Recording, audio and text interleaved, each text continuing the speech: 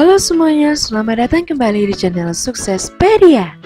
Kali ini Suksespedia akan membahas tentang 7 cara budidaya ikan air tawar di kolam terpal bagi pemula. Tapi sebelum masuk ke pembahasan, jangan lupa untuk like, comment, dan subscribe agar kami terus bersemangat untuk membuat video-video baru lainnya. Kolam terpal dinilai praktis dan meminimalisir biaya untuk pembuatan kolam dibanding dengan pada cara budidaya gurame di kolam beton. Banyak peternak ikan pemula yang melakukan budidaya menggunakan kolam terpal. Berikut ini kami akan memberikan informasi budidaya ikan air tawar di kolam terpal. 1. Persiapan alat dan bahan. Cara budidaya ikan air tawar di kolam terpal pada tahap pertama yaitu harus membeli alat dan bahan yang akan digunakan.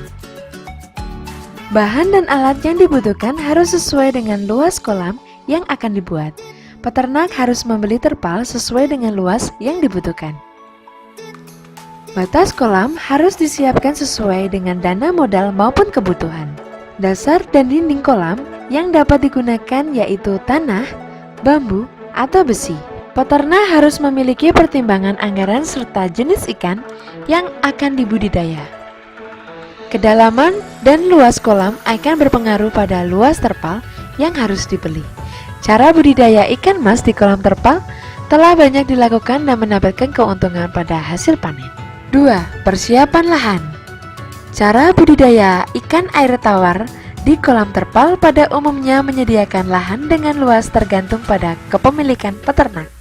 Pemilihan lahan yang terkena sinar matahari langsung dan tidak langsung harus dipertimbangkan sesuai dengan kebutuhan jenis ikan. 3. Persiapan bibit ikan. Persiapan bibit ikan dapat dipertimbangkan sesuai dengan kebutuhan pasar. Kebutuhan pasar akan ikan di berbagai daerah berbeda-beda. Peternak harus jeli dalam melihat peluang sebagai seorang produsen. Cara budidaya ikan air tawar di kolam terpal dengan mengetahui bibit-bibit unggul yang akan dibudidayakan. Bibit-bibit yang baik akan menghasilkan ikan unggulan yang bernilai tinggi di pasar. 4. Pembuatan kolam terpal. Pembuatan kolam dengan batas dari kayu dan besi harus dibuat lubang sehingga sirkulasi air masuk dan keluar dapat berjalan dengan baik. Pembuatan kolam dengan dasar dan pinggiran tanah hanya perlu mengubur pinggiran terpal yang digunakan sehingga tidak terjadi tarik-menarik yang akan beresiko kebocoran. Pada kolam berdasar tanah, direkomendasikan untuk meratakan permukaan bawah dengan batu bata yang ditutupi dengan sekam. Permukaan bawah yang rata akan memberikan cukup pengaruh pada perkembangan ikan. Pada cara budidaya ikan lele dalam terpal, hal tersebut menguntungkan peternak karena mendapat hasil panen cukup melimpah. 5. Persiapan kolam ikan air tawar.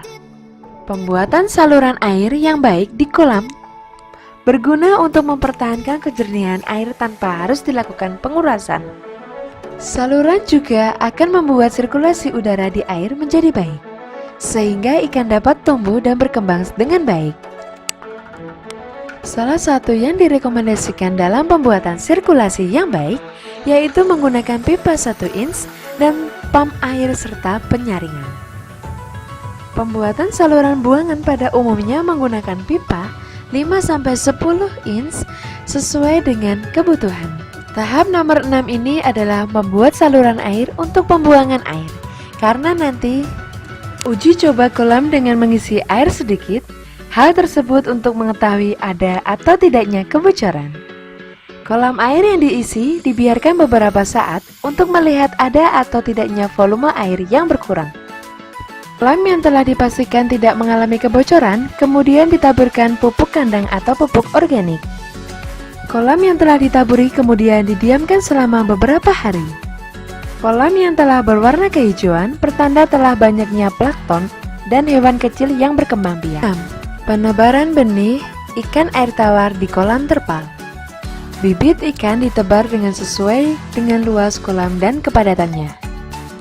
Ikan tidak perlu diberi makan 2-3 hari karena dibiarkan memakan hewan kecil dan plankton yang telah menyebabkan kolam berwarna hijau. Pemberian pakan ikan harus disesuaikan dengan jenis ikan yang dibudidayakan. Berbagai pakan alami dapat diberikan seperti tumbuhan azolla yang ada di pesawahan pada cara budidaya ikan gabus. Skala pemberian pakan tergantung pada besar ikan dan kebutuhan setiap jenis. Para peternak harus memperhatikan jumlah pakan yang diberikan. Jumlah pakan yang berlebihan dapat menimbulkan keracunan pada ikan. Pada ukuran bibit, pada umumnya pakan diberikan dalam skala 2 kali sehari, yaitu pagi dan sore dengan takaran yang sesuai. Pemberian vitamin akan menghindari ikan dari berbagai bakteri dan jamur yang membuat kematian pada ikan. Vitamin akan membuat tubuh ikan bertambah kuat dan mengalami proses pertumbuhan yang maksimal. Perawatan terhadap berbagai hama harus diperhatikan sehingga ikan dapat dibudidayakan dengan baik. Ikan harus diperhatikan setiap harinya. Ikan yang mengalami perkembangan pesat dan perkembangan lambat, keduanya harus disortir dan dipisahkan. Hal tersebut terjadi kemungkinan karena adanya kompetisi antar ikan dalam makanan. Ikan yang berkembang pesat dan tumbuh menjadi induk terbaik untuk sumber bibit berikutnya.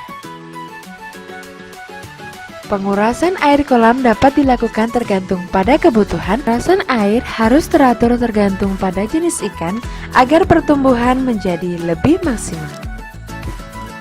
Sekian informasi tentang 7 cara budidaya ikan air tawar kolam terpal bagi pemula. Semoga informasi ini bermanfaat dan menambah pengetahuan Anda. See you!